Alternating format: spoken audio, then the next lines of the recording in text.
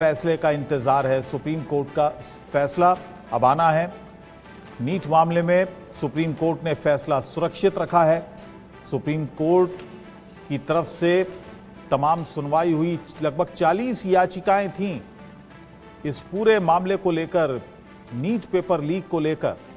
ज्यादातर याचिकाओं में कहा जा रहा था कि रीनीट कराया जाए, दोबारा से ये परीक्षा कराई जाए।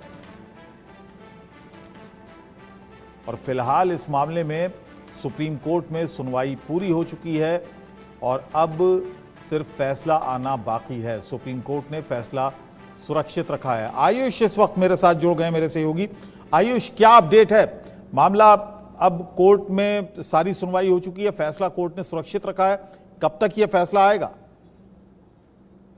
जी देखिए, फैसला कोर्ट ने सुरक्षित रख लिया है और ये फैसला बहुत महत्वपूर्ण होने वाला है, क्योंकि ये जब सीजीआई ने ऑर्डर डिक्टेट करना शुरू किया था, उन्होंने शुरुआत में ही ये बात कह दी थी कि 24 लाख बच्चों का भविष्य जुड़ा हुआ है सीधा सीधा इस नीट एग्जाम से और इस नीट एग्जाम को लेकर जो ऑर्डर आने वाला है उससे। क्योंकि अगर रीनीट की मांग मान ली जाती है तो उन सभी बच्चों को जिन्होंने नीट यूजी 2024 का एग्जाम दिया था, उन सभी को फिर से तैयारियां करनी पड़ेंगी एग्जाम के लिए, और वही महीने, वही दिन, वही समय और वही पैसा उनको दोबारा से एग्जाम की तैयारियों पर लगाना पड़ेगा। लेकिन अगर रीनीट की मांग नहीं मानी जाती है और ये कहा जाता है कि जो पेपर हुआ है उसी के आधार पर अब काउंसलिंग शुरू की जाएगी, क्योंकि बुधवार के लिए कहा गया था कि सरकार बुधवार से काउंसलिंग शुरू करने पर विचार कर सकती है, यानी कल से काउंसलिंग शुरू होने पर विचार किया जा सकता है। तो उन लोगों के लिए बहुत बड़ा झटका होगा जो लगातार ये बात कह रहे थे कि परीक्षा में धांधली हुई है, परीक्षा की जो पवित्रता थी वो खंडित की गई है, इस परीक्षा में जो पेपर है वो लीक किया गया, सॉल्वर गैंग एक्टिव थे, बच्चों ने पैसे दिए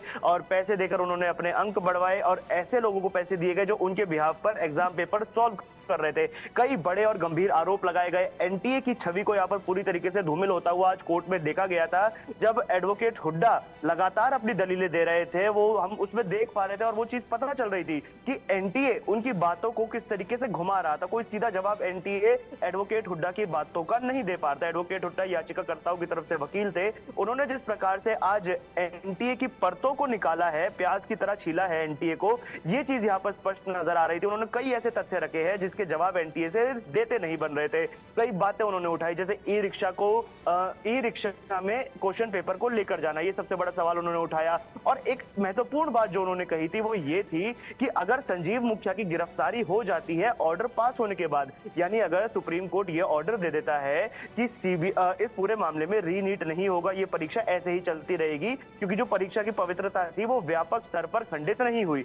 और अगर संजीव मुखिया इसके बाद पकड़ा जाता है, और संजीव मुखिया के पास से हमें कोई फोन मिलता है या कोई ऐसा एविडेंस मिलता है जिससे ये पता चले कि उसने 200 केंद्रों में या 200 शहरों में अपने फोन के जरिए इस पेपर को लीक किया था, तो क्या इस ऑर्डर की महत्वता उतनी ही बनी रहेगी? क्योंकि फिर तो ये जो स्कैम था, ये पेपर लीक था, ये व्यापक हो गया। ऐसे में सुप्रीम कोर्ट को इंतजार करना चाहिए, सीबीआई जल्द से जल्द अपनी कार्रवाई पूरी करे, संजीव मुखिया की गिरफ्तारी हो, जो पूरे सॉल्वर गैंग का, इस पेपर लीक का मास्टरमाइंड है, उसको पकड़ने के बाद जो साक्ष्य मिले, जो एविडेंस मिले, उसके आधार पर सुप्रीम कोर्ट अपना फैसला सुनाए। लेकिन फिलहाल सुप्रीम कोर्ट ने अपने आदेश को सुरक्षित रख लिया है, फैसले को सुरक्षित रख लिया है।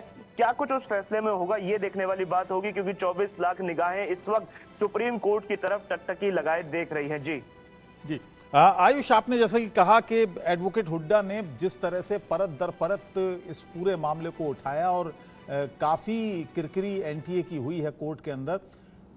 एनटीए की तरफ से जो दलीलें रखी गई वो क्या थी?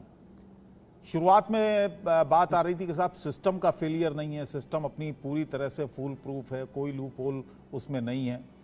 कोर्ट ने सवाल भी किया था ऐसे में पेपर लीक कैसे हुआ। कोर्ट ने ये माना कि पेपर लीक तो हुआ है, कितना बड़ा दायरा है बस ये तय करना है। तो एनटीए की तरफ से क्या दलीलें आई? क्या एनटीए ने ये माना कि कहां से पेपर लीक हुआ?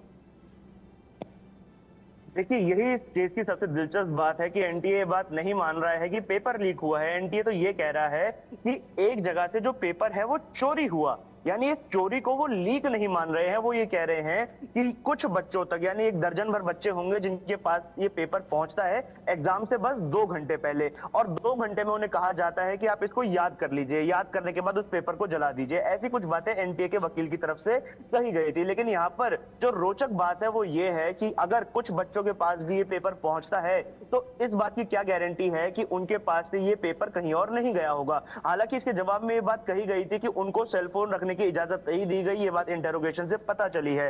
लेकिन ये जो इंटेरोगेशन है इस पर कितना ज्यादा भरोसा किया जा सकता है, ये बड़ी बात है। कि यहाँ पर कुछ साक्ष्य छुपाए जा रहे हैं, क्योंकि एनटीए के खिलाफ लगातार जब दलीलें चल रही थी तो ये चीज सुनने को मिली थी कि एनटीए ने कई साक्ष्य अपने हलफनामे में छुपाए भी हैं। जी ठीक है, बहुत बहुत शुक्रिया आयुष इस पूरी जानकारी के लिए, धन्यवाद आपका। तो चलिए अब देखते हैं देश का सवाल।